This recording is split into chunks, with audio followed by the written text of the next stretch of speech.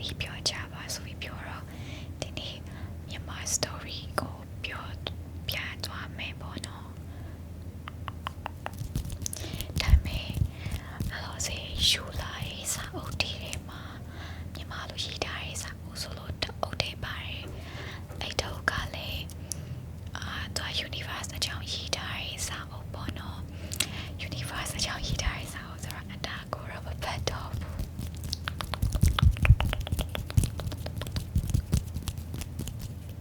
ဆိုတော့ဖုန်းထဲကနေပြီးတော့ random ဆိုတော့ဖုန်းထဲကနေပြီးတော့ random ပုံမြင်လေးတွေရှာပြီးတော့ဖတ်သွားမယ်โอเคအရင်စိတ်လောက်ရှာနေပြီစားလိုက်ရအောင်โอเคဒီတိုင်းပုံမြင်ဆိုပြီးတော့ရှာကြည့်လိုက်တာအေးရဝင်ပုံမြင်များဆိုရယ် page တကူတော့တွေ့ရအဲ့ကနေဖတ်ကြမယ်โอเคပထမတစ်ခုကကြတော့ကိုထောင်ချာနေမောင်တီယာကိုထောင်ချာနေမောင်တီယာတခါတော့ကတောင်းနေတွေဝေးရတာရွာလေးတရားမှာမောင်တီယာဆိုရယ်ညံကောင်းပြီးတတိရှိတဲ့လူလေးတယောက်နေထိုင်ခဲ့တယ်အဲ့ဒီရွာနေရာတော့နေကြီးမှာတော့ကိုထောင်ချာလို့ခေါ်တဲ့နမည်ကြီးဂျာကြီးတစ်ကောင်ရှိတဲ့သူကိုထောင်ကကြာသူကိုထောင်ချာလို့ခေါ်ရတာကတော့သူဟာတောင်ကိုလုံးဒီလဲလဲသွားလာပြီးတော့တော်တော်ဝိုင်းမှာအလွန်ကြောက်စရာကောင်းနေကြ၏ဖြစ်လို့ပဲဖြစ်တယ်ကိုထောင်ချာကြောင့်ရွာသားတွေကတော်တွေကိုတကုတ်ဖို့တင်ရှာဖို့တော့မသွားရဲ့ကြတော့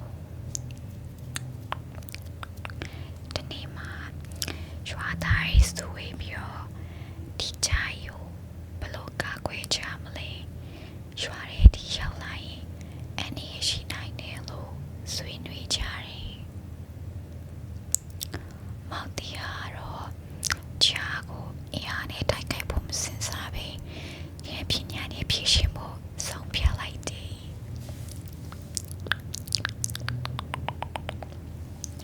သူကတော်ရီမှာဂျာကြီးသွားလာတဲ့လမ်းကြောင်းတွေကိုအဝေးကနေတတိထားလေ့လာပြီးတော့ဂျာကြီးကနေတိုင်း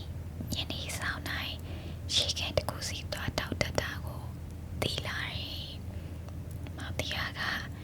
ရွာသားတွေကိုပြောတယ်ဂျာကိုအနေနဲ့ပေးဖို့မလိုပါဘူးသူကိုရွာနဲ့ဝေးတဲ့တောနဲ့ပိုင်းကိုပြန်သွားစီမယ်ဒီလဲရှားကြရအောင်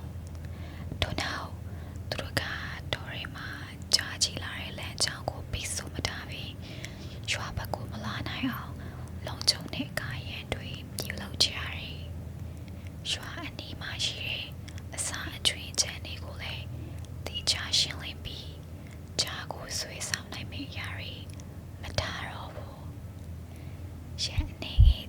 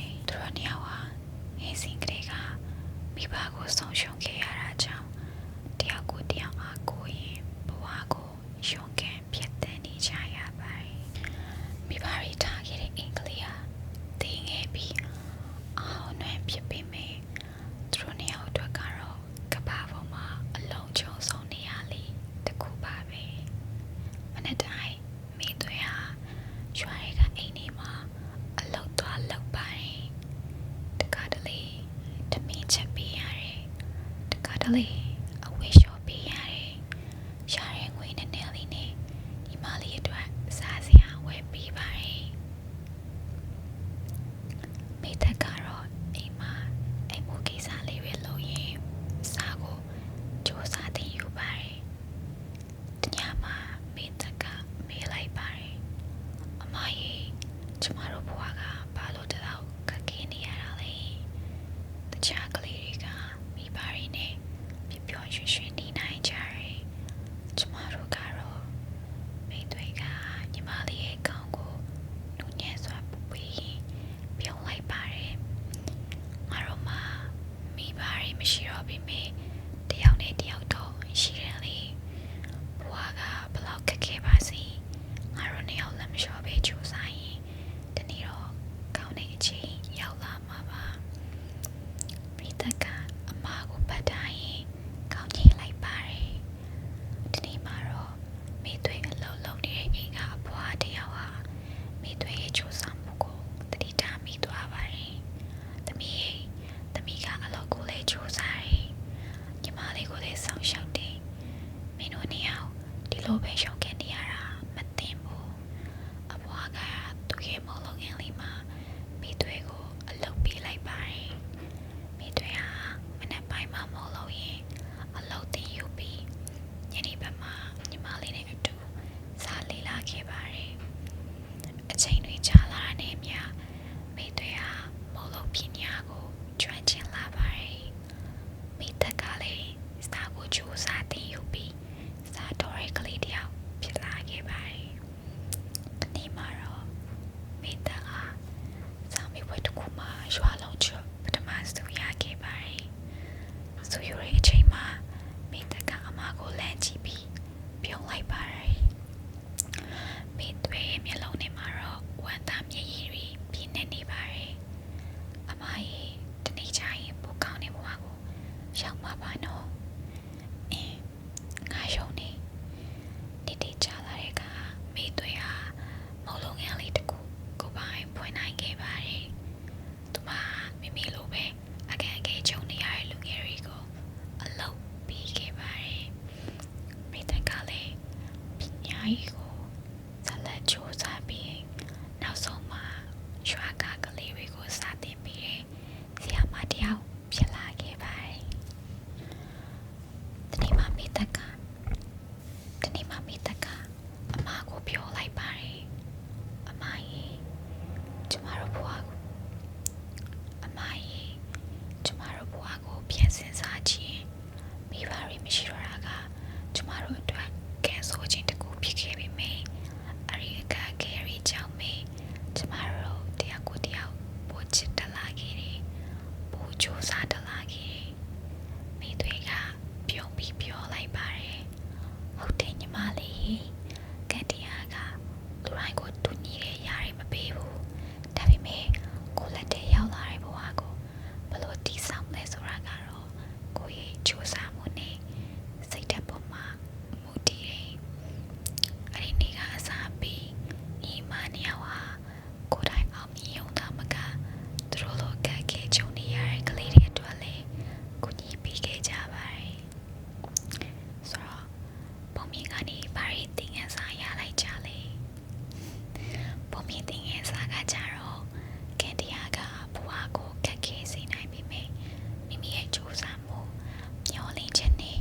မေတ္တာတရားတွေကဘဝကိုပြောင်းလဲပေးနိုင်ပါတယ်အခက်အခဲကြမှာတယောက်ကိုတယောက်မစွန့်ပစ်ဘဲ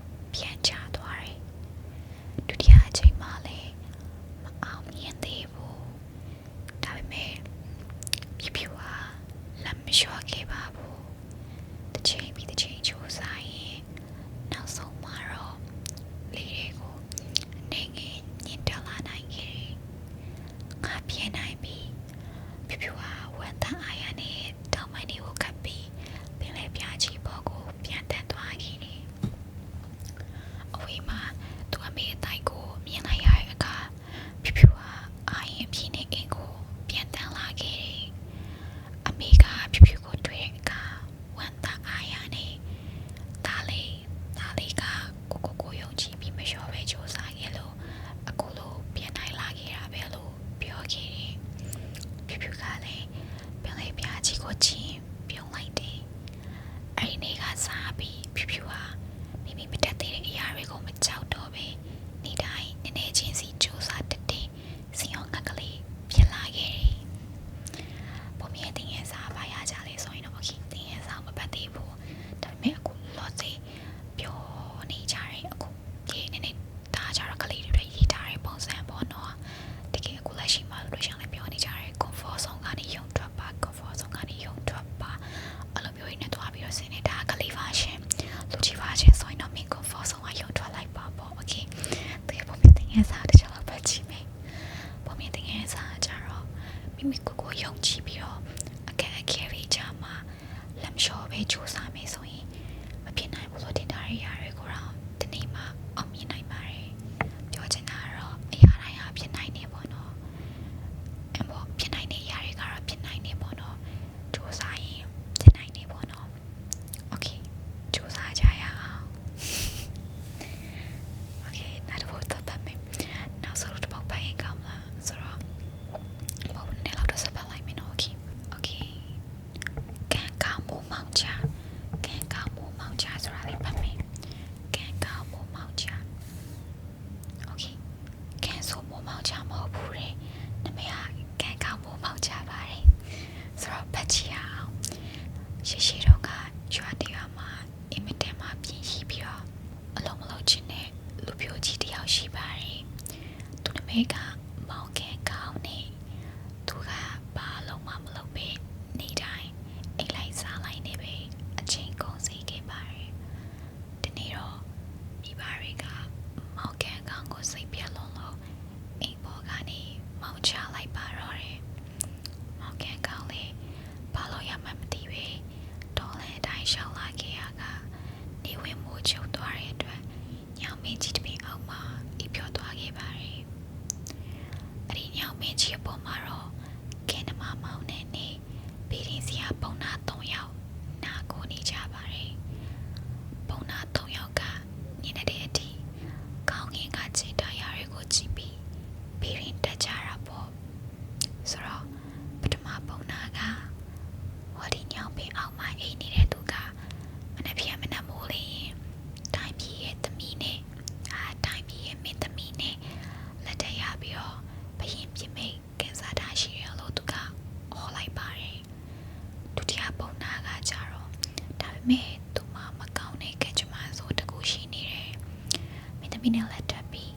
နန်းတော်ရဲ့ဝဝင်ချင်းမှာပဲသူကနန်းတော်တကားဝါကတိုင်းကြီးပြိုချပြီးတော့သူပြီးသေးလိမ့်မယ်ဆိုပြီးတော့ဆိုရဲပေါ့နော်တတိယပုံနာကကြတော့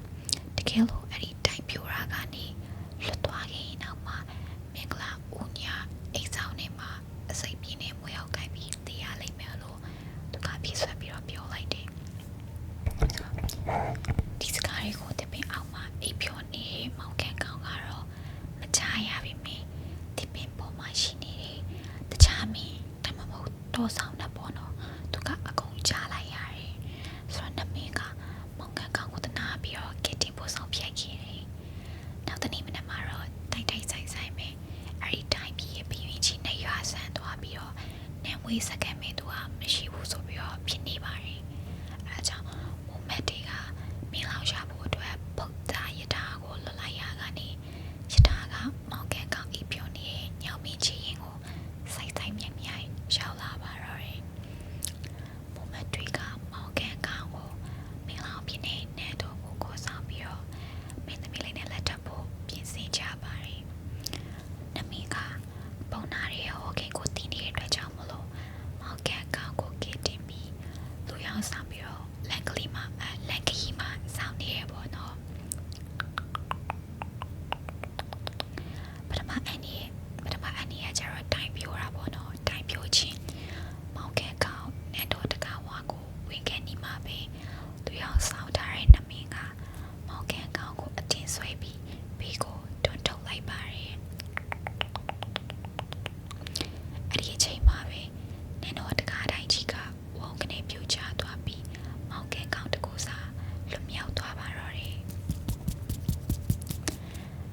တိယအန်ဒီရဲ့မွေခိုက်ခြင်းမင်္ဂလာဦးညာရောက်တဲ့အခါမောင်ကန်ကောင်းရဲ့အိဆောင်တဲ့ကိုအစိပ်ပြင်းတဲ့မွေရောက်ကြီးတစ်ကောင်ဒီတစ်စိပ်ဝင်လာပါတယ်ဒါကိုအတင်းဆောင်တဲ့နမင်းကမွေကိုရိုက်တက်ပြီးအိုးလုံးနဲ့တဲကဖုံးအုပ်ထားလိုက်ပါတယ်ဒီလိုနဲ့မောင်ကန်ကောင်းဟာခင်စားတာအလွန်ကောင်းနေလို့ဒီဗီဒီကနေမိုးမောင်ကြသလိုတကားရင်းနဲ့အနေအားလုံးလွတ်မြောက်ပြီးတိုင်းပြည်တစ်ပြည်ဖြစ်လာပါတော့တယ်ဒီမှာကတော့ပုံမြင်ရတဲ့ငန်းစားဆိုပြီးတော့မရှိဘူးပေါ့နော်သူဘာသူကောက်ကန်ကန်ကောင်းကမိုးမောင်ချထားတာကိုသူကပြောထားတာမိုးမောင်ချတကယ်ကတော့တိတော့မဆိုင်ဘူးတဲ့မိုးမောင်ချရဲဆိုတာကမကောင်းတဲ့အတိတ်ပဲကိုပြောတာမဟုတ်ဘူးလားကန်ဆိုမိုးမောင်ချဆိုပြောလေကန်ဆိုလို့မိုးကအမောင်ချရဲကိုဘွားကြီးကအမောင်ချထားတယ်ကွာကန်ကောင်းကမိုးမောင်ချရဲဆိုရင်ကန်ကောင်းကဆိုရမှာလေကန်ကောင်းကဘာလို့လွတ်မြောက်သွားတာလဲနည်းနည်းတော့ကောင်းစီရလွယ်နေတယ်တဲ့โอเคနောက်ဆုံးတစ်ပုဒ်ပါရနောက်ဆုံးတစ်ပုဒ်ပါချမယ်โอเคဒီကကြတော့ခုနကအရင်ကပြပြခဲ့အခုလေးပြပြလိုက်တဲ့ပုံမြင်နေရကြတော့အခုမှချပူတာပေါ့နော်အရင်တော့ငါဘက်ပွေးမှာမပါဘူးဒါပေမဲ့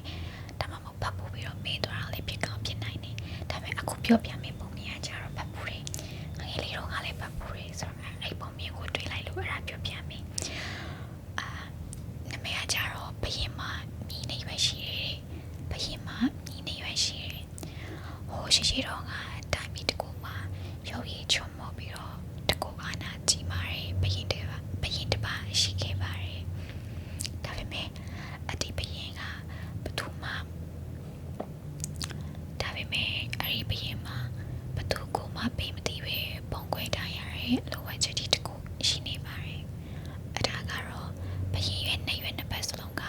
လူနှစ်ရွက်တည်းမဟုတ်ပဲမြည်နှစ်ရွက်ကြီးဖြစ်နေရပါဘယင်ကတရက်ချက်ကိုရှလုံးလို့အမြဲတမ်းတရဖို့ကြီးစောင်းထားပြီးနှစ်ရွက်တွေကိုပုံခွဲထားခဲ့ပါတယ်ဒီလိုဝက်ချက်ကိုတိုင်းသူပြီးသားတွေမပြောနဲ့မိဖုရားကြီးတောင်မသိရှာပါဘူးဒါပေမဲ့ဒီနေ့မှာတော့ဘယင်ရဲ့စပင်းနေရှိလာတာကြောင့်စပင်းညက်သမားတယောက်ကိုနန်တော်ရဲခေါ်လိုက်ရပါတယ်ဘယင်ဟာတရဖို့ကိုချိုးလိုက်တဲ့အခါစပင်းညက်သမားရဲ့ဘယင်ဟာတရဖို့ကိုချိုးလိုက်တဲ့အခါစပင်းညက်သမားဘယင်ရဲ့မြင်နေတဲ့ခြေကိုမြင်ပြီးထိတ်လန့်သွားပါတယ်ဘယင်ကစပင်းညက်သမားကိုတားမိုးပြီးအမိန်ပေးလိုက်တယ်မင်းတားကိုမြင်ပြီးဆိုတော့ဘသူကမှပြန်မပြောရဘူးအကယ်၍တရားရကိုပြန်ပြောရတဲ့မင်းကောင်းကိုဖြစ်ဖြစ်မယ်စပင်းညက်သမားကလည်းချက်ချောက်လက်လက်နဲ့ပဲကတိပေးပြီးနိုင်တော်တွေကထွက်လာခဲ့ပါတယ်စပင်းညက်သမားတကူလေးဘောနကနာလေးသူအလိုဘသူမှမပြချင်လို့ရှိရင်စပင်းညက်သမားကိုလည်းတယောက်တည်းထားလေးတော့တင်မလားဘာလို့ချပထမဆုံးသူရုပ်ခေါ်တာလေတယောက်တည်းထားတဲ့နေစားရအနေတော့သူစနေကိုကိစ္စပါမယ် no judgment စပင်းညက်သမားလိုဝက်ချက်ကြီးကိုတည်ထားပေမဲ့ဘသူကမှပြောခွင့်မရှိတာကြောင့်ရှင်နေမှာအုံတောက်ပြီးအတော်လေးမောချလာပါတယ်အချိန်ချလာတဲ့နေမှာအမြအစာမကြည့်သလိုအိမ်ပြောသလိုခံစားရပြီးဘိုက်ကြီးပါပူလာသလိုဖြစ်လာပါတယ်တရားရောက်ကိုပြောရရင်သူသိတော့မယ်အတိုင်းပါပဲနောက်ဆုံးခဏရေးမရှိတော့တဲ့အဆုံးစပင်းညက်သမားညုပ်ပြင်ကလူသူကင်းဝေးတဲ့တော့တကူတွေကိုပြေးသွားပါတော့တယ်သူကတော့တေကမြေကွာလက်တကူမှာချင်းနဲ့ကြီးတကူကိုတူပါတယ်ပြီးတော့အဲ့ဒီချင်းဝါမှာခေါင်းငုံပြီးရှင်တွေကရှိသမျှအင်အားနဲ့အော်ပြောလိုက်ပါတော့တယ်ငါတို့ဘရင်မှာမြင်းနေရွက်ရှိငါတို့ဘရင်ချင်းနေရွက်ကမြင်းနေရွက်ကြီးသူရင်နေကလိုအပ်ချက်ကိုအေးပြီးတဲ့နောက်မှာတော့ဘရင်ညက်သမားရှင်နေမှာပေါ်ပါသွားပြီးပိုင်အောင်တာရလေပျောက်သွားပါတယ်သူကမြည်ချင်းကိုမြည်ချင်းနဲ့တတိချာလေးပို့ပြီးတော့အိမ်ပြန်လာခဲ့ပါတယ်လာနေကြတဲ့ကစပင်းညက်သမားလိုအပ်ချက်တွေကိုပြောခဲ့တဲ့မြည်ချင်းနေရာမှာကျူပင်းနေတိတ်သေးစွာပေါက်လာပါတယ်